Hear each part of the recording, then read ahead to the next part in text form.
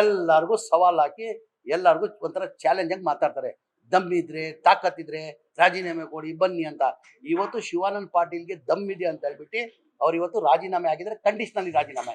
ಏನಂತ ಅವ್ರ ಸವಾಲನ್ನ ಅವ್ರು ನಿನ್ ತಂದೆ ಹುಟ್ಟಿದ್ರೆ ಅಂತ ಅವ್ರಿಗೇನೋ ಸವಾಲ್ ಹಾಕಿದ್ರಂತೆ. ನೀನೇನಾರ ಶಿವಾನಂದ ಪಾಟೀಲ್ ನಿನ್ ತಂದೆಗೆ ನಾವು ಹುಟ್ಟಿದ್ರೆ ನೀನ್ ರಾಜೀನಾಮೆ ಕೊಟ್ಟು ನನ್ನ ಮೇಲೆ ಬಾ ಅಂತ ಏನೋ ನನ್ನ ಮೇಲೆ ನಿಲ್ಲು ಅಂತ ರಾಜೀನಾಮೆ ಕೊಟ್ಟಿದ್ರಂತೆ. ಆ ಕಾರಣಕ್ಕೆ ಏನ್ ಮಾಡಿದ್ದಾರೆ, ಅವ್ರು ರಾಜೀನಾಮೆ ಕೊಟ್ಟಿದ್ದಾರೆ, ರಾಜೀನಾಮೆ ಕೊಟ್ಟು ಕಂಡೀಷನಲ್ ಹಾಕಿದ್ದಾರೆ. ಈಗ ಅವರು ರಾಜೀನಾಮೆ ಕೊಡ್ಲಿ, ನಾನು ಅವ್ರ ಮೇಲೆ ಚುನಾವಣೆ ನಿಲ್ಲಕ್ಕೆ ನಾನು ಸಿದ್ಧ ಅಂತ. ಈಗ ಅವ್ರ ನಾನು ನಮ್ಮ ಅಪ್ಪನ ಹುಟ್ಟಿದ್ದೀನಿ ಅಂತ ಅವ್ರು ಸಾಬೀತುಪಡಿಸಿದ್ದಾರೆ. ಈಗ ಅವ್ರ ಅಪ್ಪನ ಹುಟ್ಟಿ ಅವ್ರು ಸಾಬೀತುಪಡ್ಬೇಕು ತಾನೆ. ಯತ್ನಾಳ್ ಅವ್ರು ಎಲ್ಲಾರು ಯಾರು ನೋಡಿದ್ರು ಮತ್ತೆ ಈಗ ಇದೆಯಲ್ಲ ದಮ್ಮು ತಾಕತ್ ತೋರ್ಸ್ಲಿ. ಈಗ ಎಲ್ಲ ಟುಸ್ಪಟಾಗಿ ಆಗ್ಬಿಟ್ಟಿದೆ ಅಂತ ಬೆಳಗಿಂದ ಎಲ್ಲೂ ಮಾಧ್ಯಮದಿಗೂ ಸಿಗ್ತಾ ಇಲ್ಲ ಅಂತೆ. ಈಗ ಒಬ್ಬ ಯಾರೋ ಬಂದವರಲ್ಲ ಮುಂದೆ, ಅದು ಮಂತ್ರಿ ಆಗ್ಬಿಟ್ಟು ಓಪನ್ ಆಗಿ ರಾಜೀನಾಮೆ ಕೊಟ್ಟಿದ್ದಾರೆ ಸ್ಪೀಕರ್ಗೆ. ರಾಜೀನಾಮೆ ಕೊಟ್ಟು ಏನು ಹೇಳಿದ್ದಾರೆ ಅವರು ನನ್ನ ಸವಾಲ್ ಹಾಕಿದ್ದಾರೆ, ಸರ್ ನಿನ್ನ ಅಪ್ಪನ ಕೊಟ್ಟಿದ್ರೆ ನೀನು ರಾಜೀನಾಮೆ ಕೊಡಂತ.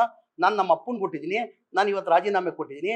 ಈಗ ಯತ್ನಾಳ್ ಅವ್ರ ಅಪ್ಪನ ಕೊಟ್ಟಿದ್ರೆ ಅವ್ರು ರಾಜೀನಾಮೆ ಕೊಡಲಿ, ಅವ್ರ ಮೇಲೆ ನಾನು ಚುನಾವಣೆ ಮಾಡ್ತೀನಿ ಅಂತ ಹೇಳೋರೆ.